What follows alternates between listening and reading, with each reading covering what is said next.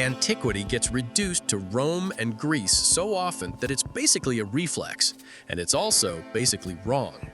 Because today, we're looking at one of the most Hellenistic things imaginable, a kingdom that had no business forming at all, a state that shows up without a neat, here's why it had to happen explanation, and yet, for a moment, it becomes the loudest power in its neighborhood and a persistent pain for Rome. Meet Pontus. The name alone is a perfect fit. Drop a like, you're about to take one of the most entertaining history trips you'll get in a while. This is Secret Chapters. Let's begin.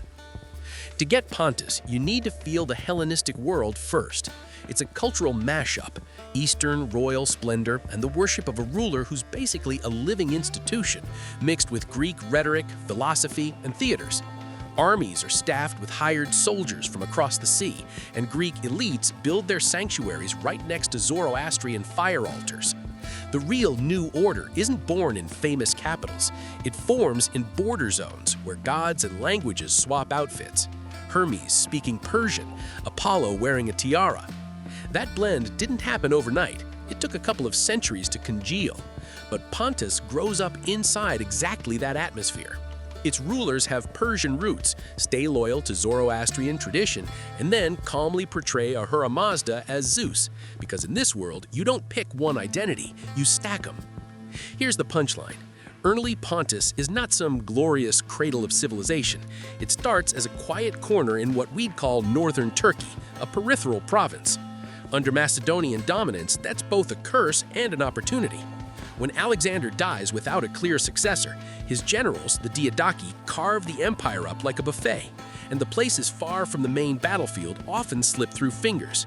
We covered the same logic in the Armenia episode. A former Achaemenid satrapy slides into independence simply because the center can't control everything at once. Armenia, though, had the full starter pack: dynasty, identity, language, culture, a sense of we are us. Pontus doesn't. Under the Persians, what we later call Pontus isn't a real political unit at all. It's basically just a coastal slice inside the satrapy of Cappadocia. Even the name isn't official, it's Greek shorthand. Pontus literally means sea, so it's basically the seaside. Yes, there are Greek colonies on the coast, Sinope is a key example, so the shoreline is shaped by trade and Greek influence. But inland, you're dealing with Anatolian groups that never fully Greek out. Lydians, Luwians, and scattered Hittite descendants. No strong unity, no clear shared identity, not even a widely accepted sense that this land is one thing. And the dynasty that will eventually rule Pontus? Not local. Before the Macedonian storm even arrives, the Achaemenids place a Persian dynastic line in the Greek polis of Chios, or Chios, on the western edge of Anatolia. Their family story claims descent from Cyrus the Great. Maybe true, maybe marketing. But either way, the future Pontic kings start their path from somewhere else entirely. Once the Diadochi started tearing Alexander's leftovers apart, Mithridates, the satrap of Cius, picked a side. He pledged himself to Antigonus the One-Eyed, the Diadoch who was trying to keep Anatolia in his grip. Bad move, at least for his life expectancy. Antigonus decided Mithridates looked too independent and solved the problem the old-school way: execution. The son didn't wait around to become the sequel. He bolted east and eventually landed in Pontus, in the old stronghold of Amasya around 302 BCE. And realistically, this is where the story should end. A foreigner shows up in a region that isn't even a real unified country, tries to claim authority, and gets politely ignored at best. Except Mithridates didn't come to negotiate like a guest. He came to install himself. Local elites push back, and his response is basically, "You guys okay? I'm Achaemenid stock. Look at Seleucus. Now look at me. Be honest, who's the more legitimate Persian here?" And here's the key. The Iranian Anatolian aristocracy in the interior wasn't in love with the shiny Hellenistic trend wave. So when a guy shows up speaking their language politically and culturally, they decide, fine, we can work with this. For extra protection, Mithridates makes a smart formal move. He declares himself a vassal of Seleucus on paper, just enough to avoid being crushed. But in practice, he governs like a king, and from 282 BCE, he's effectively sovereign. This is the secret sauce of early Pontus, not brute force, precision and timing. Mithridates resets the dynasty count and brands himself Ctistes, the founder. That's the start of the Pontic line of Mithridates. He plays it small and safe, holds Amasya, avoids big headline conflicts, and waits while the Seleucid machine slowly loses horsepower. Then comes Ariobarzanes, and the tempo changes. He expands more confidently, builds power through local elites, and starts doing diplomacy the Hellenistic way, marriages. In Pontus, weddings become weapons. They marry into Seleucid royalty, link up with Cappadocian dynasties, and even weave ties with Macedonian houses. And those family connections do two things at once. They raise Pontus's prestige, and they make Pontus inconvenient to attack. It becomes too embedded in the elite network, not quite barbarian, not quite Greek, but connected everywhere. A state that's hard to erase without causing problems for someone important. Clashes still loom. Antiochus pushes through Anatolia, trying to reassert Seleucid dominance, stepping into areas Pontus considers its backyard. He doesn't smash Pontus directly, but the pressure is real. Pontus's answer is a balancing act, polite, restrained loyalty, never openly hostile, never fully submissive. That stance buys time. Then Rome answers like a wrecking ball. After Antiochus is beaten at Magnesia, the Seleucid grip on Anatolia breaks, and Pontus's independence stops being a gamble and becomes a fact.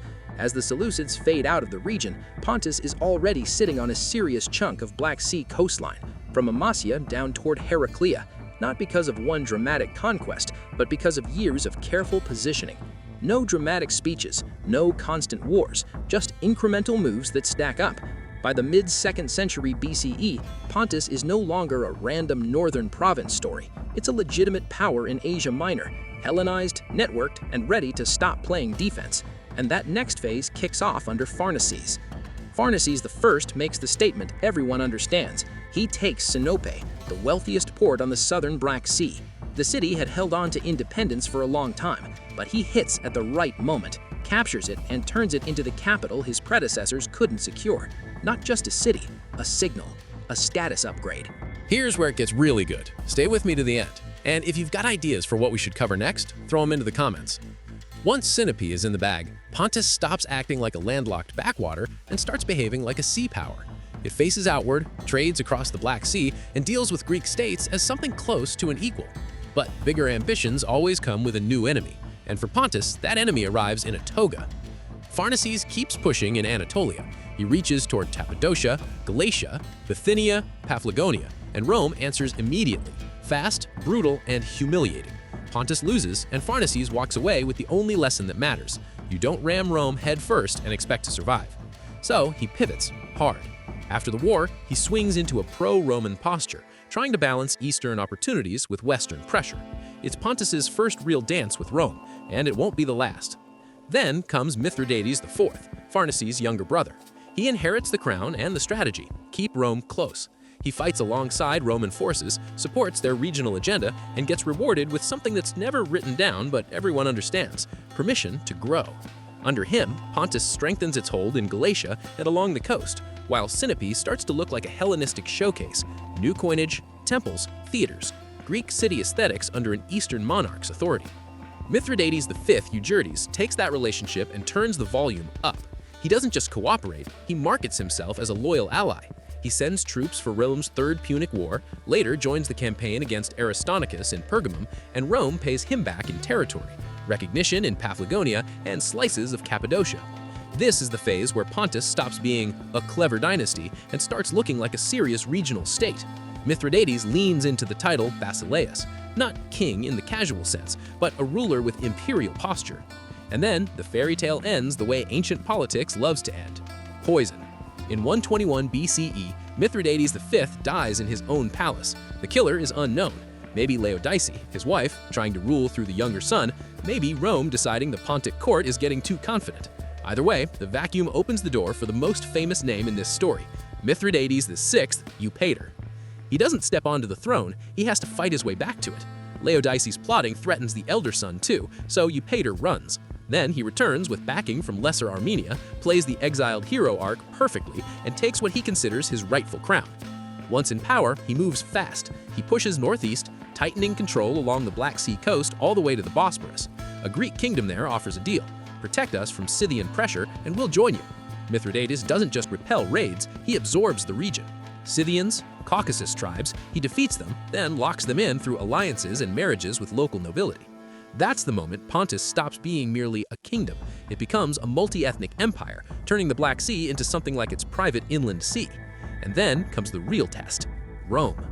Mithridates realizes the truth his ancestors tried to ignore. Friendship with Rome is a temporary illusion. Rome expands because Rome is Rome. Sooner or later, it eats you, which leaves only two options: bow your head and accept it, or pick the fight you're trying to avoid and resist while you still can. Mithridates chose to resist. There were 3 separate wars with Rome. Whole documentaries exist about each one, but since we're covering the entire Pontic storyline, here's the tight cut. After a long stretch of diplomatic bullying, where Rome acted, let's be honest, like a complete menace, Mithridates flips the table and attacks. In 88 BCE, he triggers the mass killing of Italians across Asia Minor, marches into Greece as a liberator, and suddenly becomes the poster face of anti-Roman, anti-colonial rebellion. Rome answers with heavyweight commanders, Sulla first, then others, and the Mithridatic Wars roll forward. Early on, Mithridates looks unstoppable. Pontus swallows most of Anatolia, and the timing helps because Italy itself is distracted by civil conflict. But the Roman machine eventually catches up. Sulla lands blows, later Pompey does real damage, and even a young, not yet legendary Julius Caesar appears in the chain of defeats. Pontus survives longer than expected, sometimes by fighting, sometimes by bargaining, but the collapse starts after Pompey's win. Mithridates runs through Armenia and Colchis, tries to rebuild a base in Crimea, and finds out the worst truth. Even there, loyalty isn't guaranteed. His own son, Pharnacus II, turns on him, takes power, and swears himself to Rome as a client. Once Eupator is gone in 62 BCE, Pontus is basically living on borrowed time. Pharnacus makes one last attempt to copy his father's comeback. Using a Roman civil war as cover, he retakes huge chunks of Anatolia, until 47 BCE when he meets Caesar and gets erased. Caesar wraps it up with that infamous 3-word flex: I came, I saw, I conquered. From there, it's paperwork. Most of Pontus becomes a Roman province. The leftover piece survives only as a leash-held client kingdom. After that, the story fades into administrative boredom. The puppet rulers keep the shell alive for about a century until 62 CE, when Nero decides the comedy has gone on long enough and deletes the kingdom with a signature, absorbing it into the province. Modern Pontus is essentially a region of Turkey, and the Pontic Greeks there speak their own Greek Pontic dialect. Despite the name, they mostly trace back to a later Byzantine settlement wave. Still, when you live among cities like Amasya, Sinope, Kerasis, places that have been standing for 2,000 years, you can't help but feel connected to that ancient state that showed up out of nowhere, grew into a serious power, and for a moment became one of the last stubborn walls against Rome's expansion. If you liked the episode, drop a like and subscribe. New video tomorrow. See ya.